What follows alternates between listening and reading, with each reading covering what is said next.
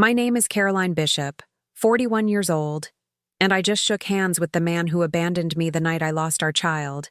He didn't recognize me at first. Not with my straightened hair, the tailored navy dress, the gold nameplate behind my desk that reads, Vice President of Strategy, East Coast Division. He extended his hand with the easy charm of someone who'd never had to face the wreckage he left behind.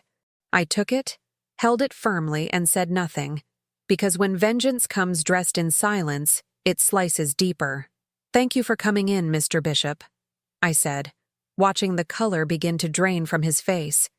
His Adam's apple bobbed. "Caroline?" That's when I smiled, just enough to let him know he wasn't hallucinating. "Please, let's keep this professional. Before I say another word, subscribe to this channel if you've ever wanted justice to walk in the door wearing heels and a name tag. This story isn't about revenge served cold. It's about standing tall when someone thought you'd stay broken forever." He stammered, blinked twice. But I didn't offer a seat. I wanted him to feel every second the way I felt that night. Lost, breathless, exposed. He still had the same eyes, the same cologne, and the same cowardice buried beneath years of aging, like rot under polished wood. What are the odds? 10 years, 10 long years, and he walks into my building asking me for a job. But let me take you back to the moment that rewired my soul. When I stopped being his wife and became a ghost in my own life. I was 31, 8 months pregnant, working a part-time admin job at a design firm downtown. It wasn't glamorous, but we were happy, or so I thought. Darren, my husband at the time, was an architect, talented, ambitious, always sketching things on napkins and whispering ideas in the middle of the night like he was building cathedrals in his sleep. We weren't rich, but we were planning. We had a name picked out for the baby, Eliana if it was a girl, Miles if it was a boy. We'd painted the nursery pale yellow, neutral, hopeful. He'd built the crib himself. I used to run my fingers along the wood grain just to remind myself that something he touched could feel that safe. Until the night it happened. It was a Thursday. I remember because the casserole was still warm and the kitchen smelled like rosemary and melted cheese. I hadn't felt the baby move all day, I told him. He brushed it off. Maybe she's just sleepy. But my gut wouldn't let it go. So I called my OB, who told me to come in right away. We drove in silence. I held my belly like it was made of glass. Something felt wrong in my bones, in my breath, in my heartbeat. At the hospital, the ultrasound technician didn't speak, just adjusted the wand. Clicked, tilted the screen away from me. "Can you see her?" I asked. The technician said nothing, just left the room to get the doctor. That's how I learned Eliana had no heartbeat. That's how I screamed into the hospital walls while my body refused to let go of her.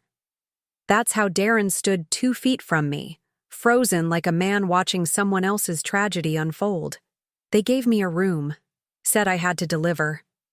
My body didn't know the baby had passed, so it wouldn't let her go on its own. I begged him to stay. Begged. Through tears and contractions and disbelief, I begged him. And he said, "I can't do this," grabbed his jacket and walked out the door. I delivered her alone at 3:42 a.m. The funeral was 3 days later. A tiny white box, a short prayer. No Darren. He didn't answer my calls, my texts, not even my mother's. Days passed, then a week. Then a certified letter arrived. No return address. Inside was a note. "I'm sorry. I can't be what you need anymore." And a signed divorce petition. That was it. No explanation. No face-to-face. Just paper. The same man who once kissed my pregnant belly every morning disappeared like smoke after the fire. I spent a year in that apartment, waking to ghost cries and rocking an empty crib. Every woman who's lost a child knows the echo.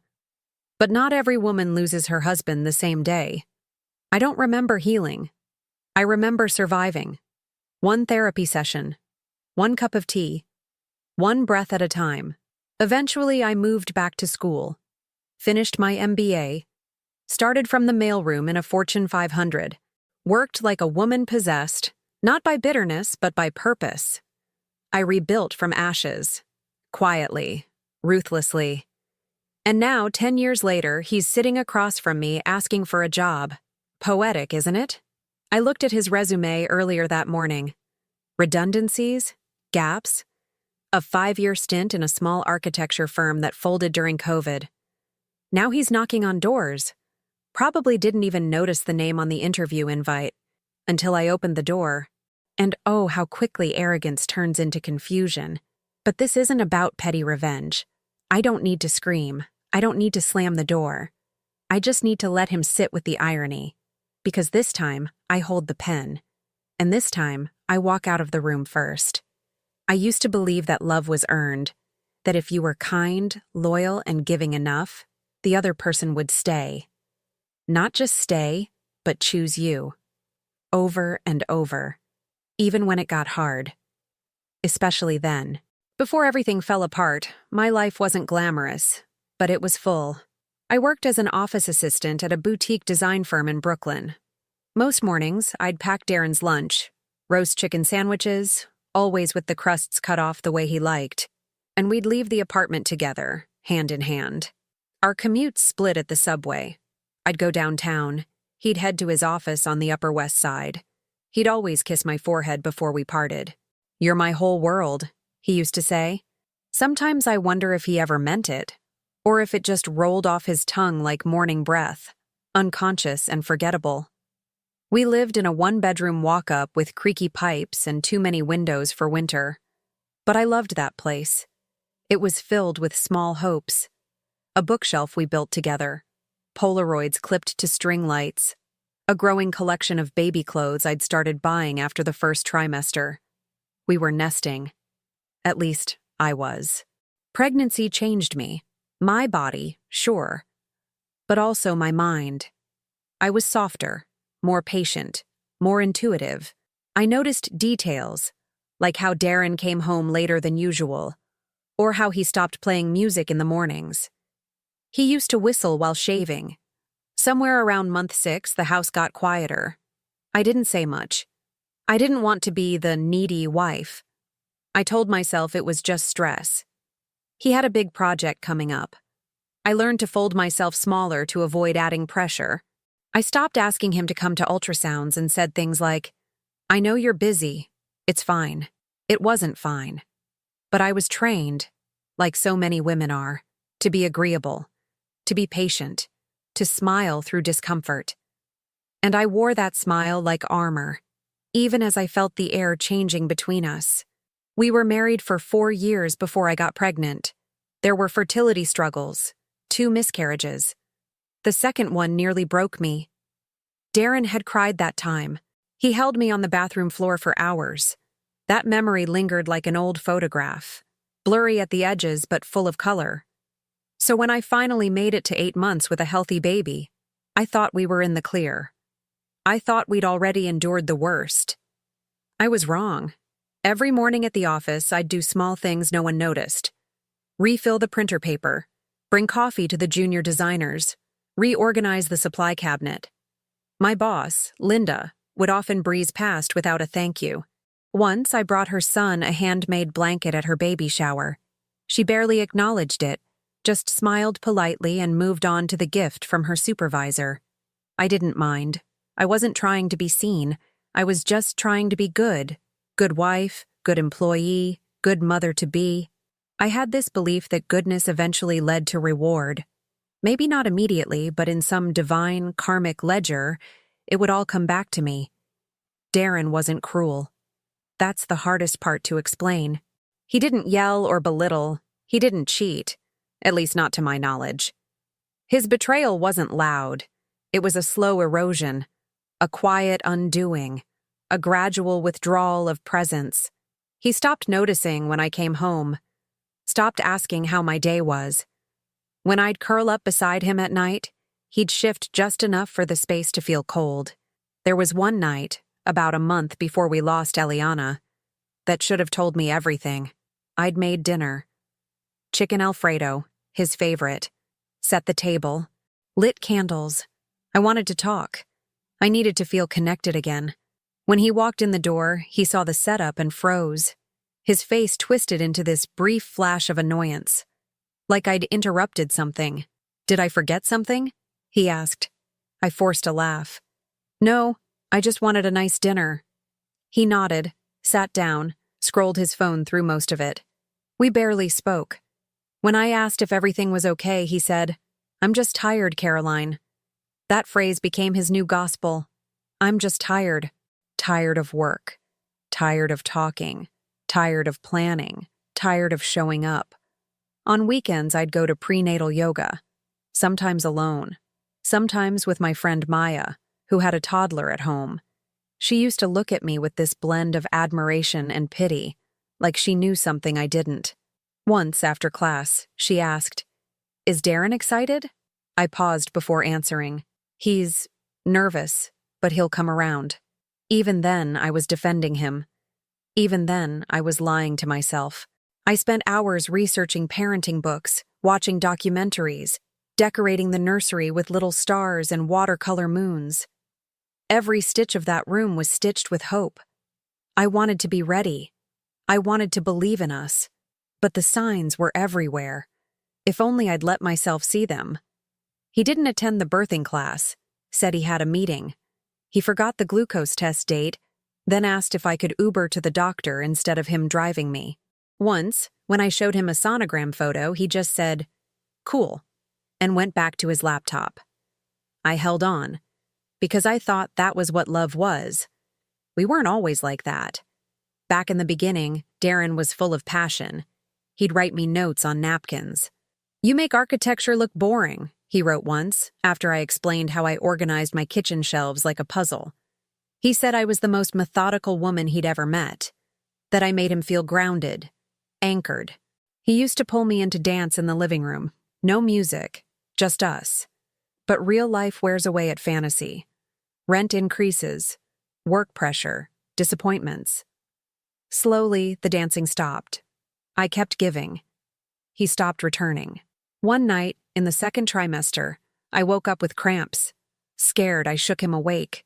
He barely opened his eyes. "It's probably gas," he mumbled, rolling back over. I lay in the dark for hours, palms on my stomach, whispering prayers. That night, I realized something terrifying. I was already parenting alone. Still, I held on, because I believed that if I stayed soft, if I stayed loving, he'd come back. That the weight of our history would mean more than the weight of his distance. I believed that love could survive silence. But some silences don't mean I'm thinking. They mean I've already left. The day I lost Eliana, I remember looking into his eyes as the nurse said, "There's no heartbeat." And I saw it. Not devastation. Not panic. Relief. It was faint, but it was there. A flicker of escape. In that moment, a deeper part of me knew. He was never going to stay. Not through grief, not through recovery, not through the wreckage of something we'd both built. Still, I begged. I held his hand. I said, "Please don't leave me alone in this." And he did anyway. That kind of pain reshapes a person, not all at once, but slowly, like water carving stone.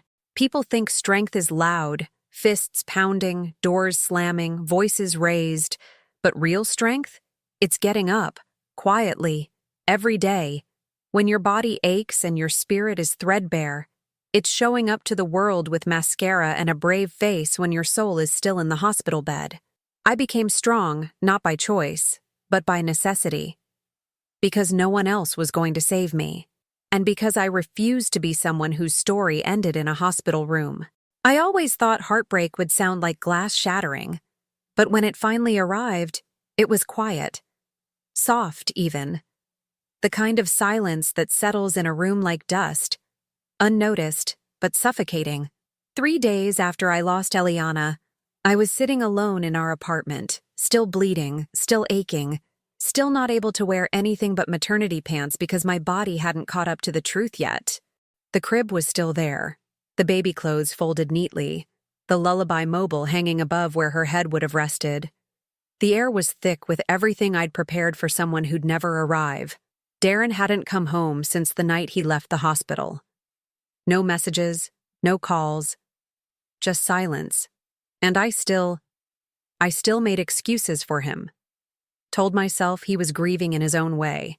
Told myself he just needed space. It was Maya who showed up first.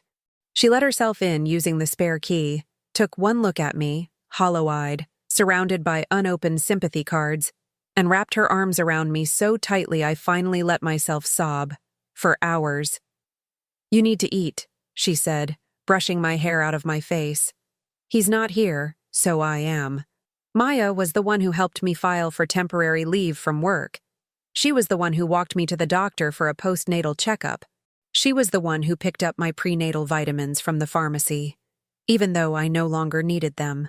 And then one morning, she showed up with an envelope. "I didn't want you to see this alone," she said quietly. It was a wedding invitation. "Mr. and Mrs. Gregory Chambers request the honor of your presence at the wedding of their daughter, Lila Grace Chambers, to Mr. Darren Bishop." I felt my breath leave my body. Wedding. Darren. 2 months after Eliana died. He was getting married. At first I thought it was a mistake. A prank. Some twisted joke. But no. The date was correct. The name. The location. Darren was marrying someone else. And worse, they'd already been engaged. It took all of 20 minutes to piece together the rest. Maya, God bless her, did the digging. Lila Chambers. Event planner, Columbia alum, trust fund darling. Met Darren through a client job he did in Soho. They'd been seeing each other for almost a year. Behind my back. While I was pregnant. While I was knitting baby socks and scheduling nursery tours and rubbing oil on my stretch marks. He'd been cheating the entire time. But he didn't leave me for her. No, that would have been too clean.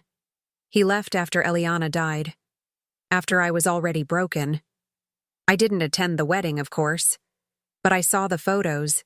The blissful newlyweds standing beneath chandeliers. Her dress sleek and modern. His face glowing, reborn.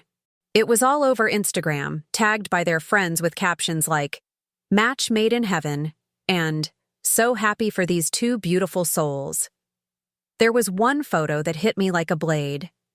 Darren, mid-laugh, champagne in hand, with the caption, "Everything happens for a reason. Everything happens for a reason." I don't remember what I did next. I only remember throwing my phone against the wall so hard the screen cracked in half. I didn't cry. Not then. Rage had replaced the tears. I sat in that nursery for hours, staring at the crib, and swore something inside me that felt like a vow. I would not be the broken one. He took everything. My baby, my marriage, my belief in love. And then he walked into a fairy tale ending like he was the protagonist of some romantic comedy. Meanwhile, I was the forgotten chapter. Not anymore. The final insult came 2 months later, when I ran into his mother at the grocery store. She looked surprised to see me, visibly uncomfortable, clutching her purse like it might shield her from guilt. "Caroline," she said, trying to smile. I nodded. Forced politeness. She cleared her throat. "I'm sorry for your loss." "Which one?" I asked flatly. She blinked. "I mean, Eliana." I nodded again. There was an awkward pause, and then she said something I'll never forget. "I hope you understand why Darren had to move on. He couldn't be around all that sadness. All that sadness. Like I was a moldy wall. Like grief was contagious." That was the moment I realized they'd all rewritten the story. In their version, Darren was the one who tried. Darren was the one who couldn't take the pain. Darren was the victim. I was just the sad, inconvenient footnote. When I went back to work, things were different. The woman who returned was not the woman who left. I no longer smiled to make others comfortable. I no longer offered explanations for my silences.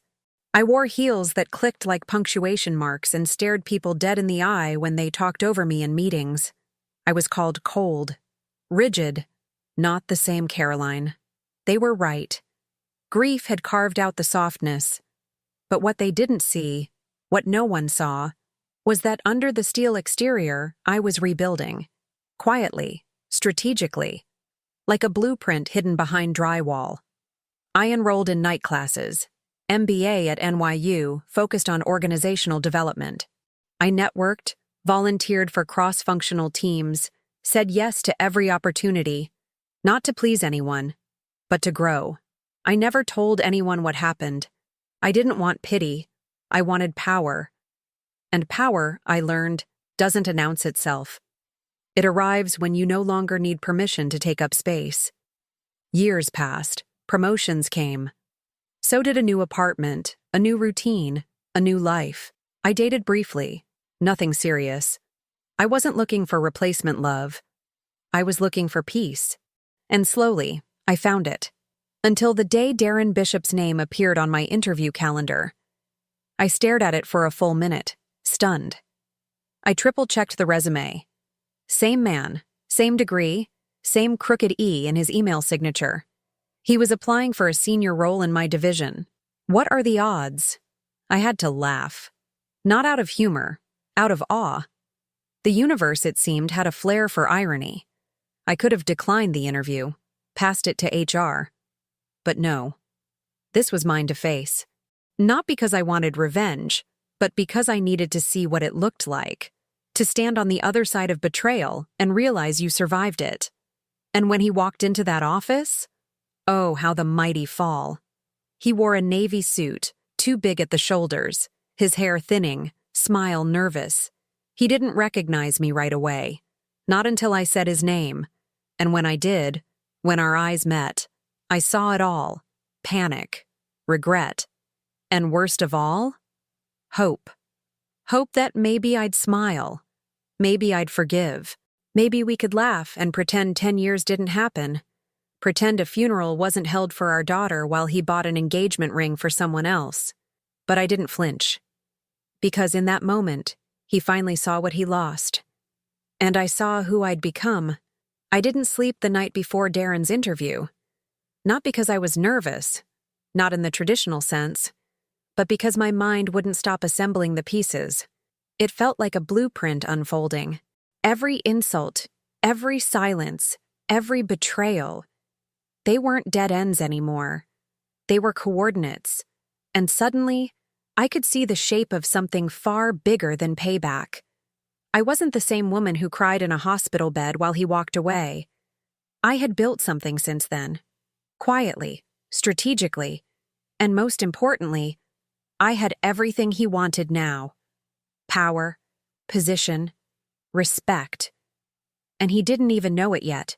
The morning of the interview, I wore navy, the same color I wore to Eliana's funeral. I don't know if it was intentional. Maybe, maybe not.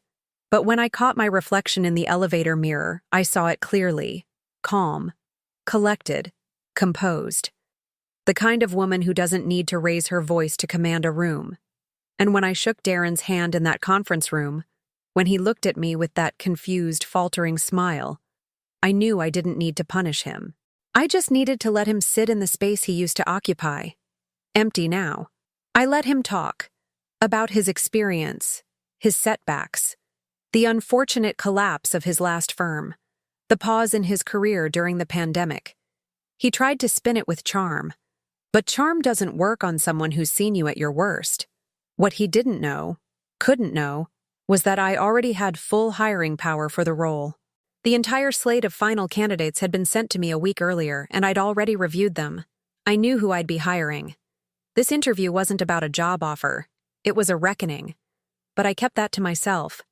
Because grace is quieter than revenge, and far more devastating. After the interview, I did something he never would have expected. I thanked him, formally, professionally, and told him we'd be in touch. No clue, no gloating, just procedure. He left the room slowly, glancing back once. Probably trying to figure out what just happened. Probably wondering why I hadn't asked about Lila, why I hadn't thrown a chair, why I hadn't even raised an eyebrow. But see, the thing about real power is, it doesn't flinch. And I had more of it than he'd ever touched in his life. That night, I went home and lit a candle in Eliana's room. Yes, I still have the mobile. Still have the crib tucked in the back of my guest closet. And no, I don't consider that weakness. It's memory. It's the place I buried every version of myself that begged for someone else to choose me. I whispered to her photo, "We're okay now." What came next was surgical. Over the next few weeks, I moved in silence. Darren's resume remained in our internal system, but I flagged it privately. Not for rejection, but for compliance review. Our legal team has a protocol for reviewing previous relationships or internal conflicts during the hiring process, and I followed it to the letter, not out of vengeance, but because I knew him. I knew he'd try to circle back. And he did. A week later, he emailed me directly. "Hi, Caroline. I just wanted to say it was really great to see you. I know the past was messy. I hope we can catch up sometime, outside of work. No pressure? Just coffee?" He ended it with a smiley face. A smiley face. I didn't respond. Not because I didn't want to, but because I didn't have to. I forwarded it to HR. Professional boundary breach. Documentation. Another seed, quietly planted. Meanwhile, I did what I do best, build. Our division was preparing a merger pitch. High stakes, high visibility. I took the lead, worked late nights, redlined every contract. I wasn't doing it for revenge. I was doing it because every time I succeeded, it rewrote the narrative he tried to assign to me. You don't get to walk away from a woman like me and pretend she stayed down. Every meeting I led, every report I presented, every junior hire I mentored, these were bricks in the fortress he could no longer access. And here's what he didn't know. The role he applied for? I gave it to someone else. A young woman named Jules. Bright. Fierce. Grew up taking care of her siblings. First-gen college grad. Reminded me of myself. Before everything. She deserved the seat. And I wanted to be the one who opened that door. Hiring Jules was the first time I realized this story didn't have to end with revenge. It could end with legacy. But still, I wasn't done. 2 weeks later, Darren emailed again. This time, the tone was different. I was a little surprised not to hear back. I just wanted to clarify that I'm still very interested in the position. "I believe I could bring a lot of value to your team," I replied. 2 lines. "Thank you for your time and interest. The position has been filled." No explanation, no emotion. Just a wall where a door used to be. I thought that would be the end of it. But then one morning, I got a call from Lila. Blocked number. I don't know why I answered. Maybe curiosity, maybe intuition. "Caroline?" I said nothing. She exhaled. "I know we've never spoken. I thought you should know. Darren told me you ran into each other at your company. He didn't tell me you were you. I had to dig to figure it out." I kept my voice neutral. "What do you want, Lila?" She hesitated. "I think he's in trouble, financially. I found paperwork, loans, missed payments.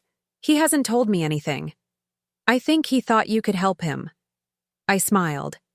Finally, a glimpse into the chaos beneath his polished shell. But I didn't gloat. I didn't warn her.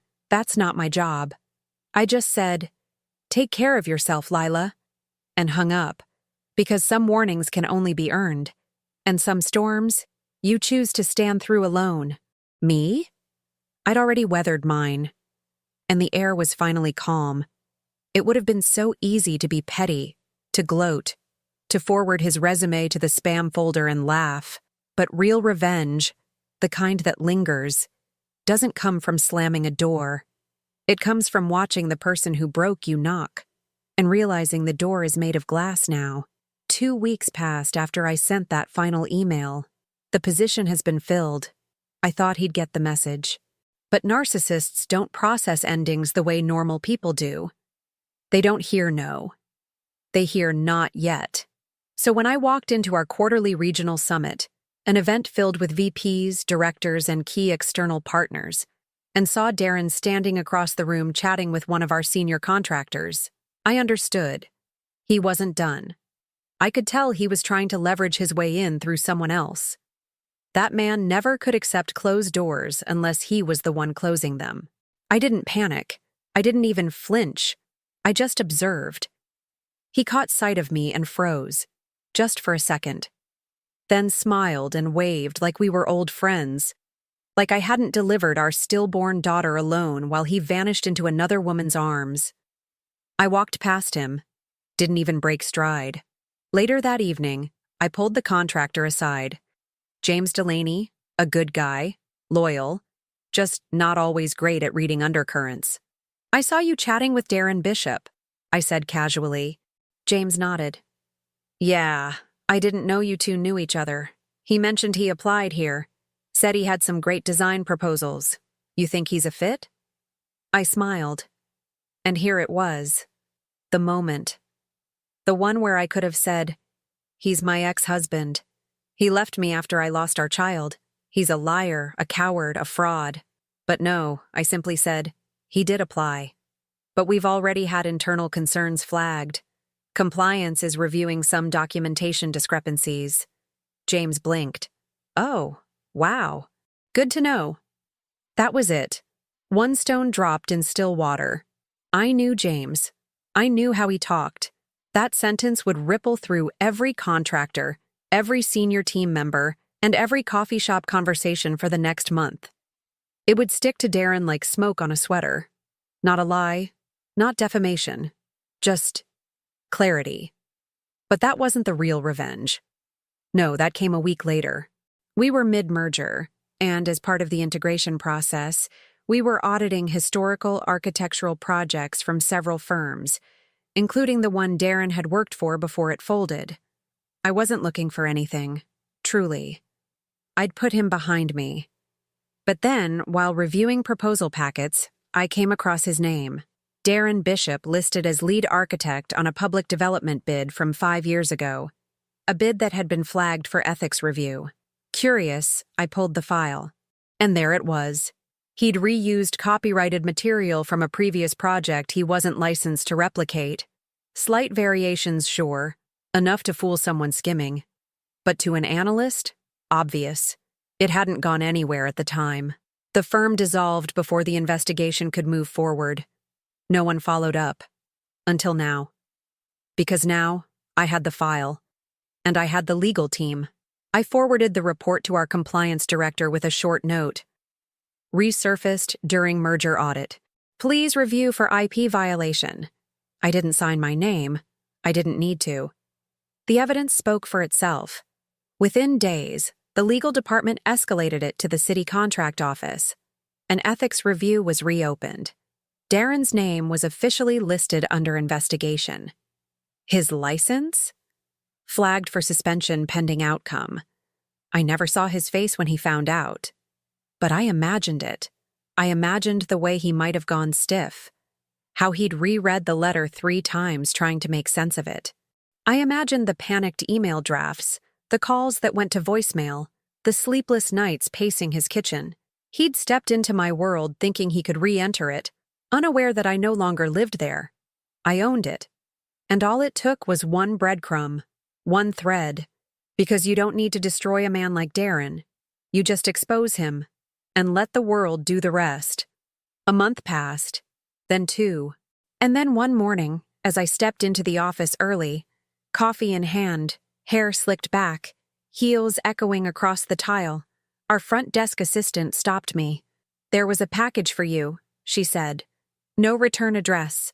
It was a thin envelope, handwritten. Inside, a single sheet of paper, his handwriting. "You win." That's all it said.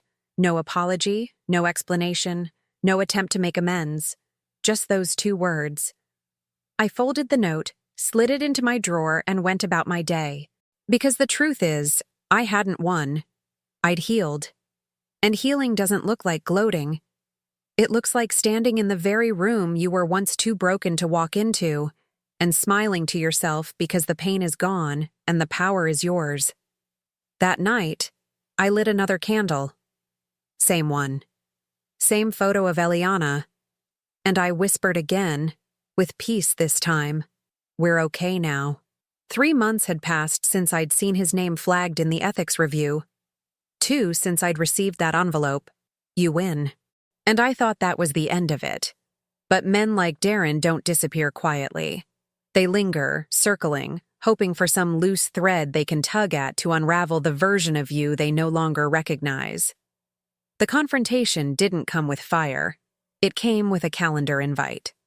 Subject: coffee and conversation. D. Bishop.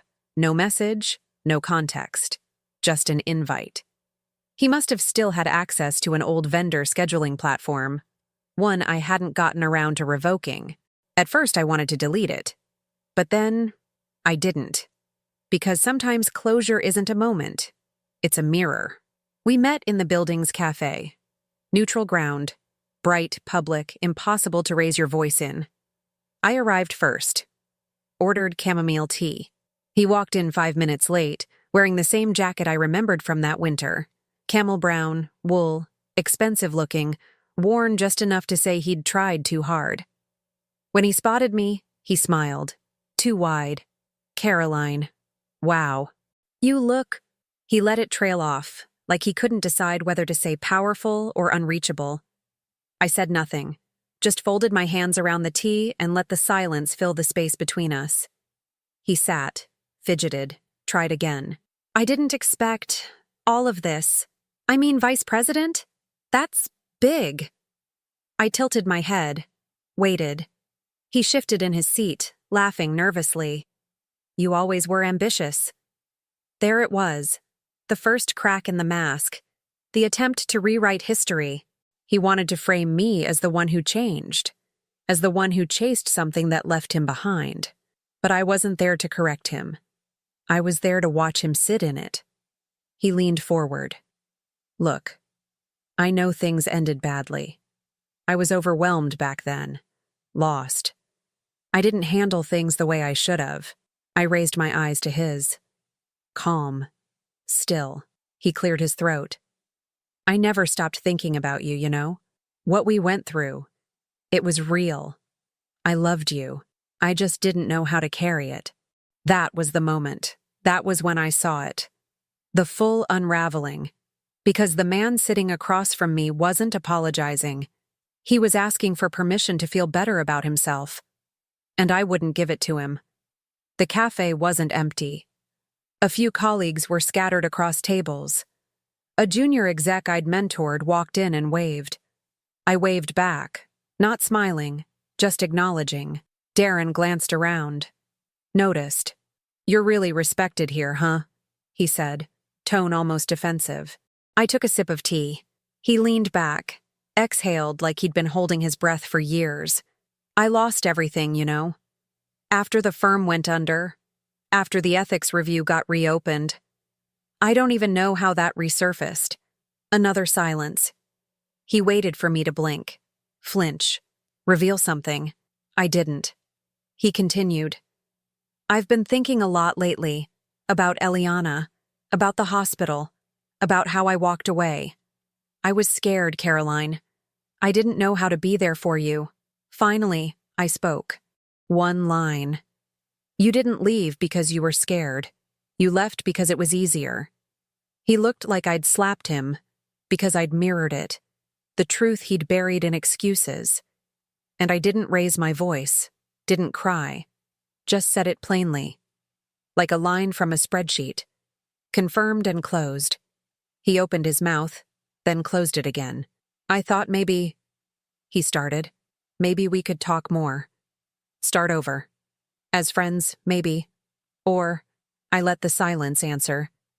And in that stillness, he crumbled. Not all at once, but visibly. He reached for his cup, then stopped, fingers trembling slightly. You're not going to say anything? I looked at him the same way he looked at me in the hospital hallway 10 years ago. Blank, detached, already gone. Only this time, I was the one walking away. He tried one last time. I'm sorry, he whispered. But this wasn't the kind of apology that restores. It was the kind that begs for forgiveness without taking responsibility.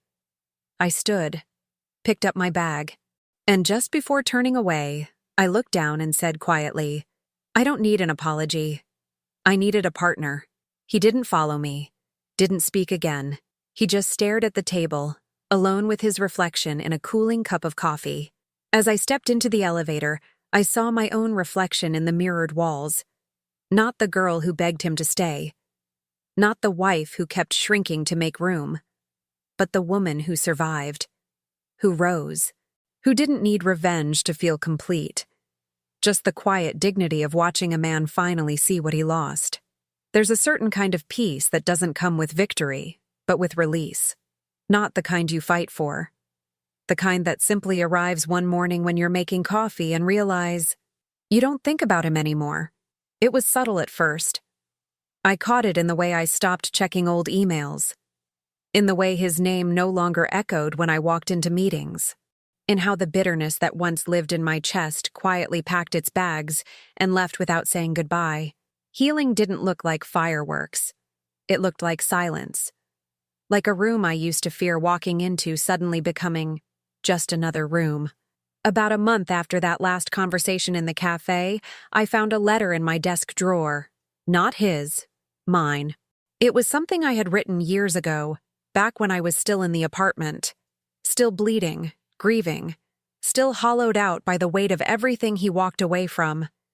The paper was folded into thirds, stained in one corner, barely legible in places.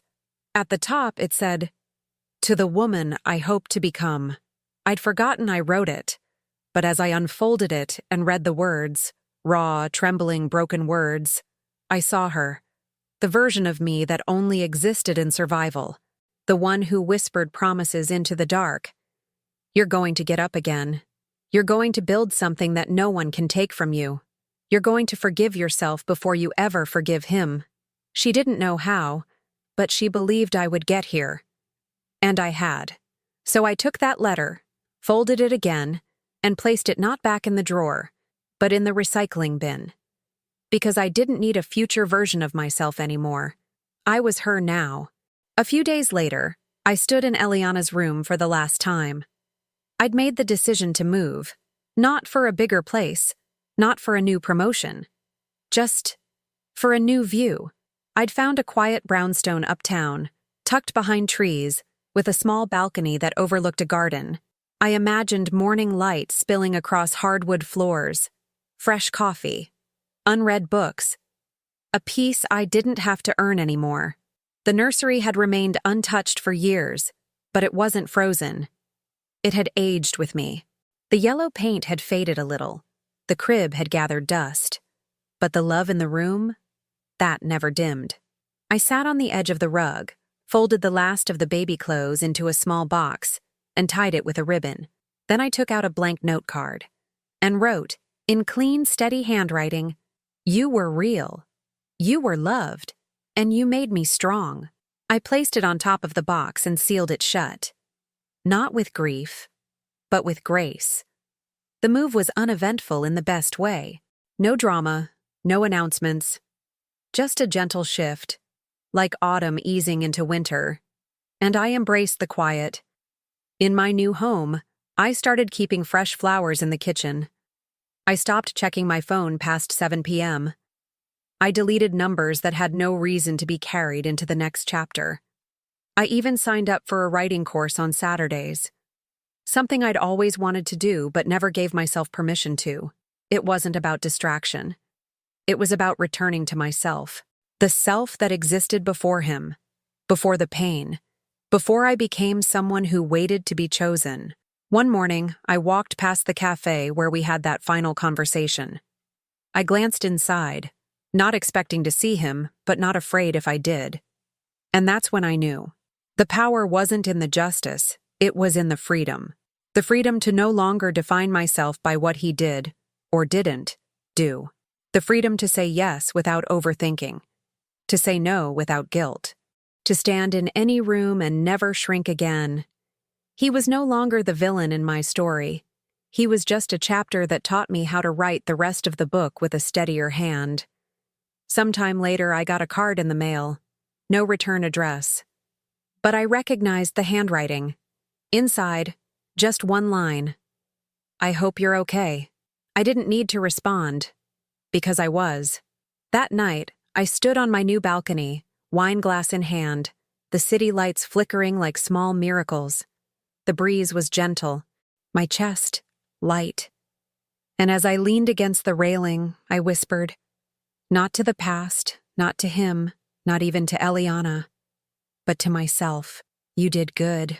Not because I'd won, but because I'd never let what broke me become who I was.